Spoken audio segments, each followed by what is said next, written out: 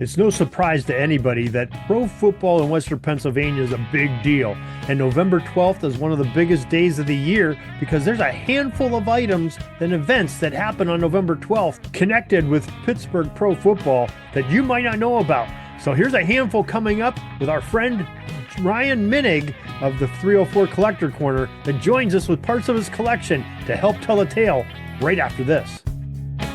This is the Pigskin Daily History Dispatch, a podcast that covers the anniversaries of American football events throughout history. Your host, Darren Hayes, is podcasting from America's North Shore to bring you the memories of the gridiron, one day at a time. Hello, my football friends. This is Darren Hayes of pigskindispatch.com. Welcome once again to the Pig Pen, your portal to positive football history. And welcome to this special November 12th edition where here in Western Pennsylvania, we are celebrating football very special today because we have three events that happened centered around Pittsburgh and football. And I had to bring in a specialist here to help me with this one because it's a big day, a big Steelers fan, big Steelers poster on social media. He also has a new Substack, Ryan Minig of the 304 Collector Corner. Ryan, welcome back to the Pig Pen. Yeah, thanks, Darren. I always enjoy being in the Pig Pen. I've told you once, I'll tell you a million times. Any day we can talk football history, we're having a great day. Right, and we get to talk the two of these three are very Steelers oriented. The first one goes a little bit before them, but maybe if you want to, maybe introduce our first one and tell us a little bit about this event. Yeah, absolutely. So honestly, I think what we need to start the petition for first is for November 12th to be a sports holiday in Pittsburgh.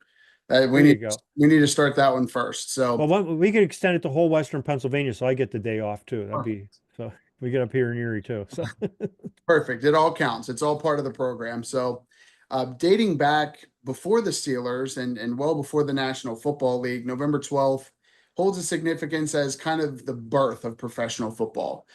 William Pudge Heffelfinger, which I'm sure a name that NFL historians are well aware of.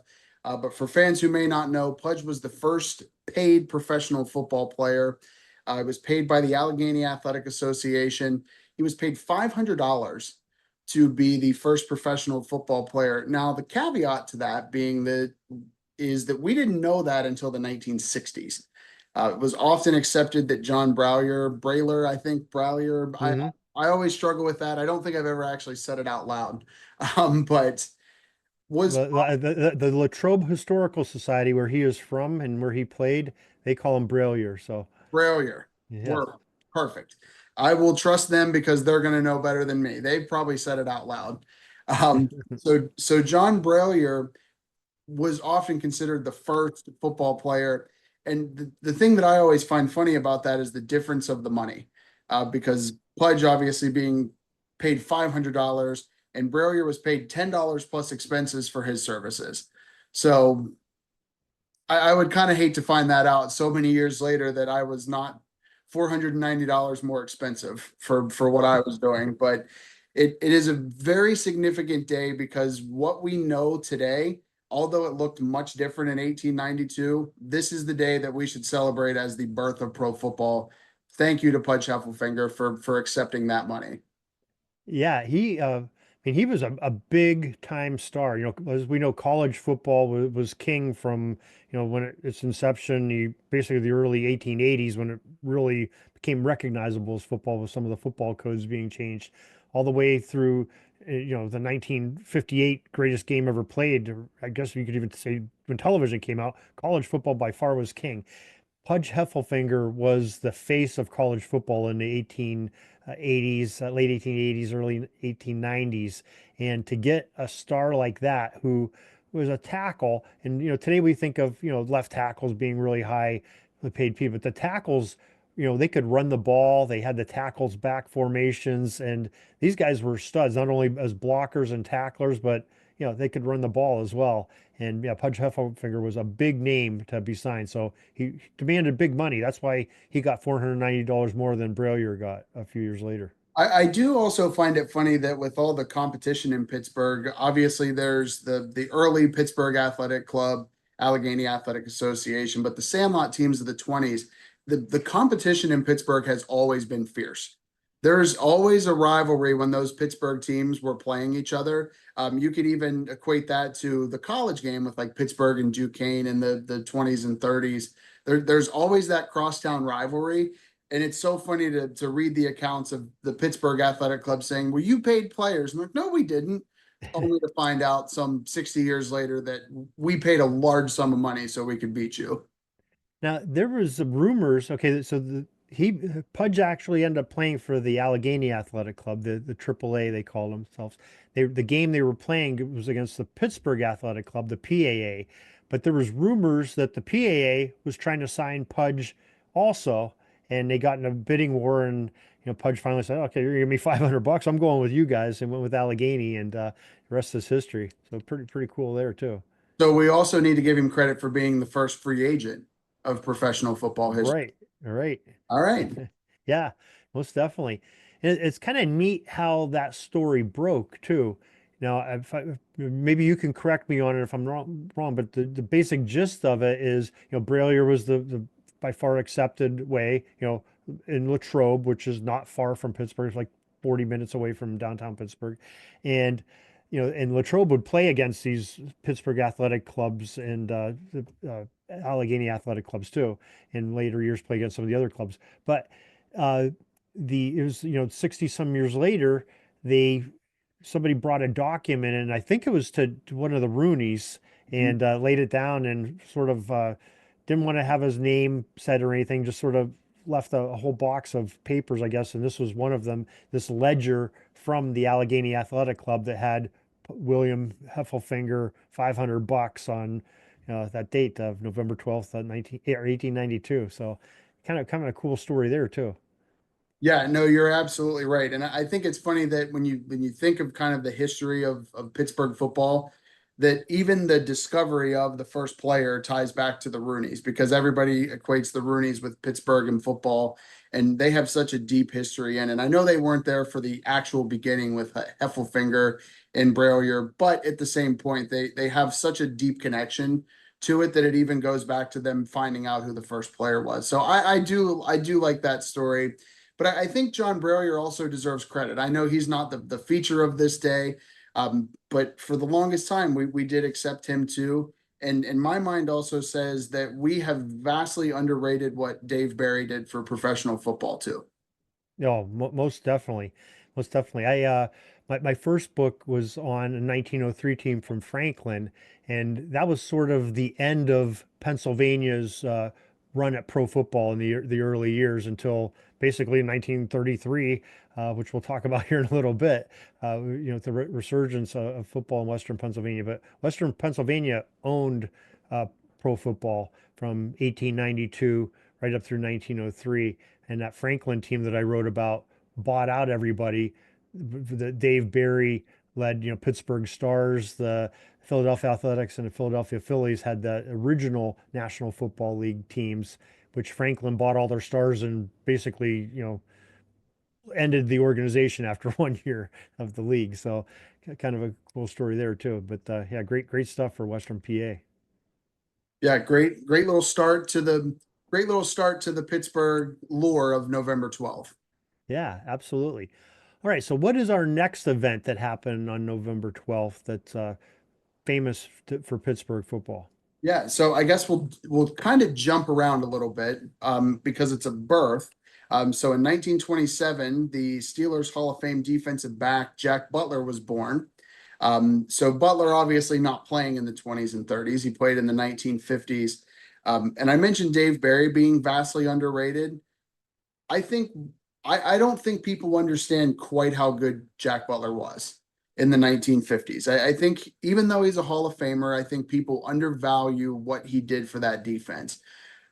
Although the Steelers weren't a great team in the 1950s by any stretch, they had one of the best defenses in football routinely throughout that stretch. And there's multiple publications that even kind of credit that to say Pittsburgh's defense is great, but the offense doesn't have the firepower. And obviously guys like Ernie Stautner, Jack Butler, Dale Dodrill, and others. But Jack Butler, one of the stats that I still think of to this day, and I think this is why it's important to contextualize history. And I know you know this, Darren, and I know some of your listeners know this too. But Jack Butler retired with the second most interceptions in NFL history. He was tied with Bobby Dillon when he retired in 1959, only trailing Emlyn Tunnell. But if you ask people today, they would look at it and say, I'm not sure where he is on the list today, but they would say, oh no, he's 25th on the list. Why 25th? Doesn't really matter. In his time, he was amazing. So I think what we lose about Jack Butler is sort of that history. We look at him more in terms of what we're looking at right now. But looking back, if you put him in that era and put him up against those guys, he was as good as anybody. Yeah, and I mean, think about from this perspective too. He had the most interceptions, or second most interceptions when he retired, but the passing game is nowhere near what it is today. People were not putting the ball in the air, 40 times, 50 times in a game. This is, the era of, okay, we run the ball, and when we get in a little bit of trouble from, long yardage, you throw the pass. That's your desperation for most teams. I think it was probably more like a 66, 33 split with running being more prevalent. So you didn't have as many opportunities to pick off passes. And so that's pretty remarkable to have that many picks in that type of play. And there were a lot of other good backs too. And again, defensive formations don't look the same in 1950 as they do now, and nor do offensive formations. But to that same point, looking at other stats again to kind of contextualize history a little bit. So if you look at Steelers history, I think most people, if you would say who's the greatest defensive back in Steelers history, most people are going to come right out and say Troy Polamalu, Rod Woodson, Mel Blount. But if you look at it from this statistical standpoint, Jack Butler in Steelers history, only 6 seasons has a player had more than 9 interceptions, and Jack Butler has 3 of them. Hmm. So half of those seasons are Jack Butler, and he's one of only 4 with more than 10 interceptions. So I can't imagine if I would have known more that I did in the 2000s and 2010s, I would have absolutely been banging the door for him to get into Canton much earlier than he did in 2012. Yeah, it's 2012. It's amazing that he got in after most of the 1970s Steelers. The majority of them were in way before 2012, and he was, I mean, all NFL Hall of Fame class of 1950. I mean, when you're an all-decade team, that should almost be automatic. You should be Hall of Fame. That means your peers think you were the best player at your position for those 10 years. And it's remarkable that, and really a travesty that he didn't get in until 2012, but sure glad he is now that we get to enjoy and see his bust and relive some of his history when people visit Canton. So that's kind of cool. One of the other fun things about him, though, that maybe lesser known is, and I don't remember the exact number, I should have put it in my note, but he had a handful of reception touchdowns too. When they brought him over to the offense, he was a receiving threat. I believe he has like 7 career reception touchdowns, something of that number. So if he wasn't picking off passes, they could put him on offense to be a weapon too. Yeah, we forget about that it's right in the era where single platoon is on its way out, but some teams are still saying, we don't want to have that many specialists because the roster sizes were much smaller. I think they only had less than 30 players on an NFL roster, so you had to be able to do multiple duties and do them well to play in that era. Because they didn't have the payrolls that they have today either. So No. yeah. So yeah, definitely Jack Butler, an important part of Pittsburgh history. And he was a Pittsburgh guy. He was born in the city. So when you have your hometown hero playing for your Pittsburgh Steelers, that makes it even more special. It doesn't happen very often, and really great thing for him.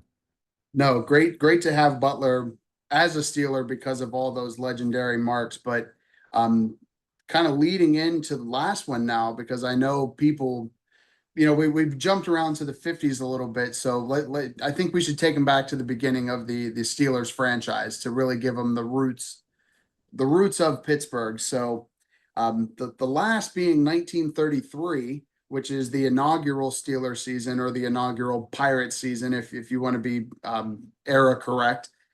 This November 12th was the day of the first Sunday home game for the Steelers after the blue laws were repealed. The first home games that they played that season were all on Wednesday, which reminiscent of probably COVID a little bit. I'm sure we all remember that whenever we're watching games on Tuesdays and Wednesdays, just whenever we could play them. But in 1933, that was the first Sunday home game. Now, unfortunately, it was forgettable, losing to Brooklyn. I have the score here. I actually have them back to back. Or maybe not. I wrote them the wrong. Oh, there we go. So 32-0. They were shut Mhm. out in their first ever Sunday home game, which was a little shocking because the week before playing in Brooklyn, they played to a 3-3 tie.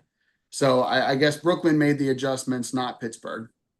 Yeah, that's definitely right. Now, it's really kind of an interesting story while when you think about the early NFL and why games are played on Sundays. We just grew up saying, hey, NFL is played on Sundays. Well, now they've expanded to other days of the week. But, back in the day, it was, Sunday, most of your games were played that day.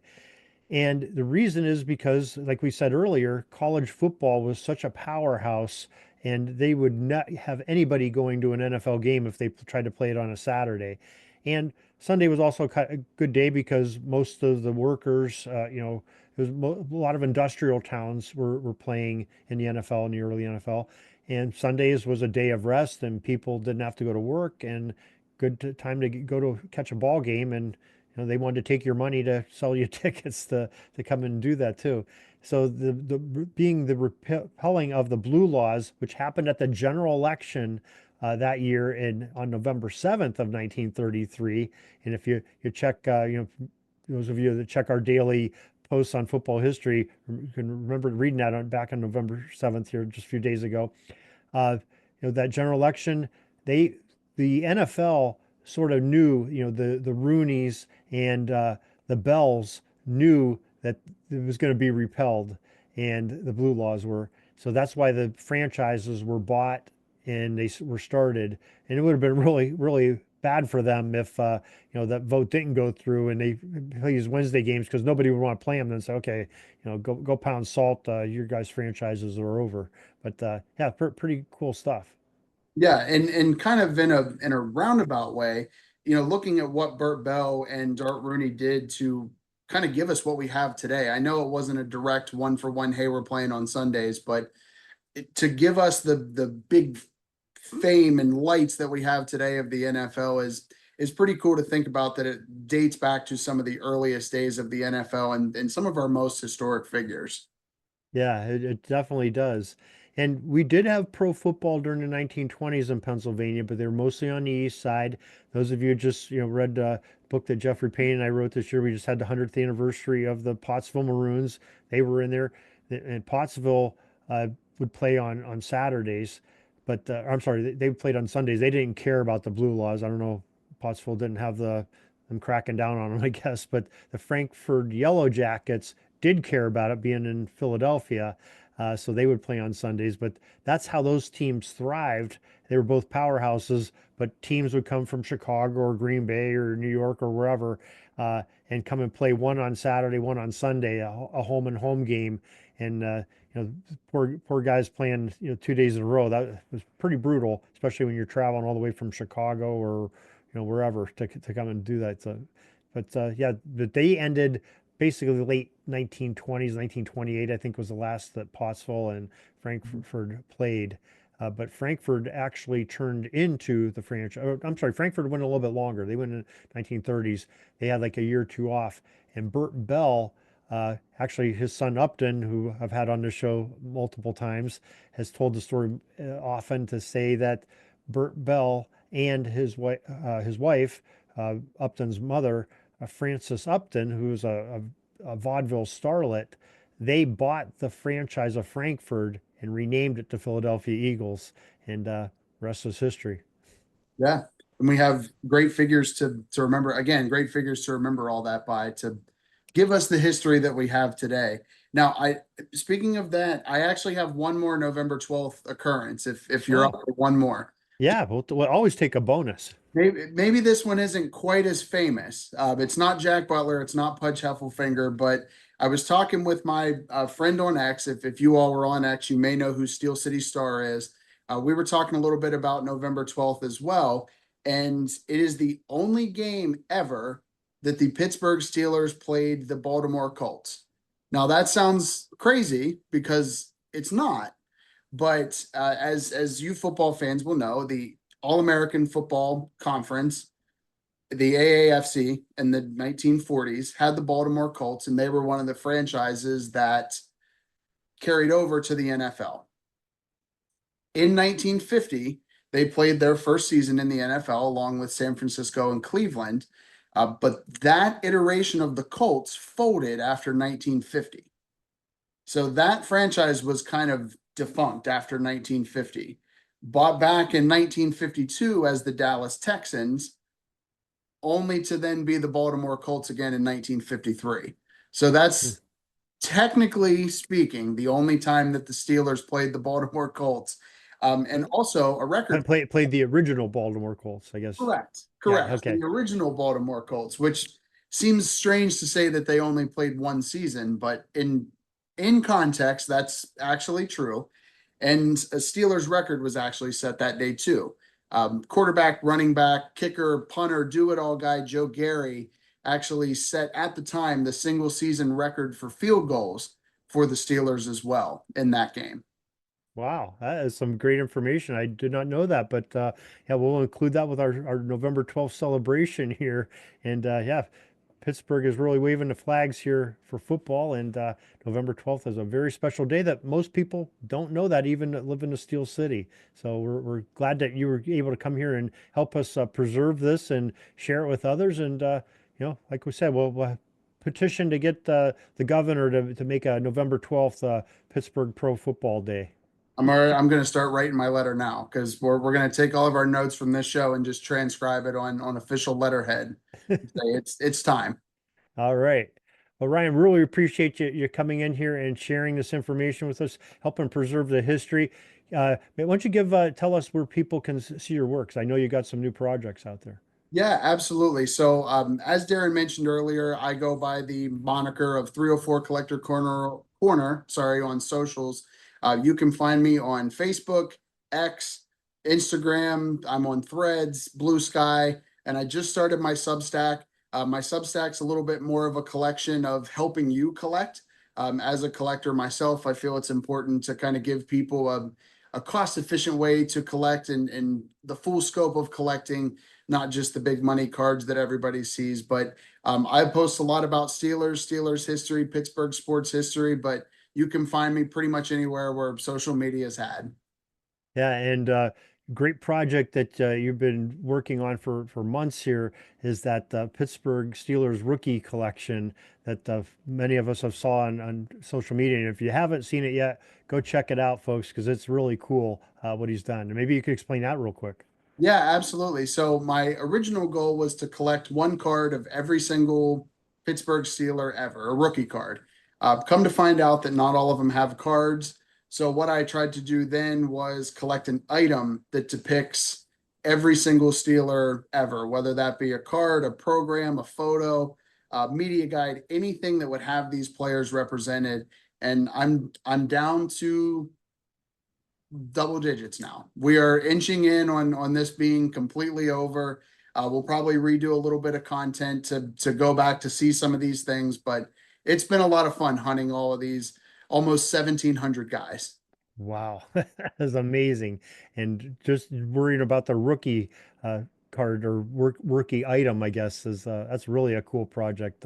Very unique, and I don't think you're going to find that anywhere else but on Ryan and his social media channels and his Substack. So, Ryan, really appreciate that. Folks, if you didn't, we're driving in a car, couldn't write down where to get Brian's connection, we'll have a link in the show notes of the YouTube channel and the podcast and on pigskindispatch.com. Ryan, thanks again for joining us and help us celebrate November 12th.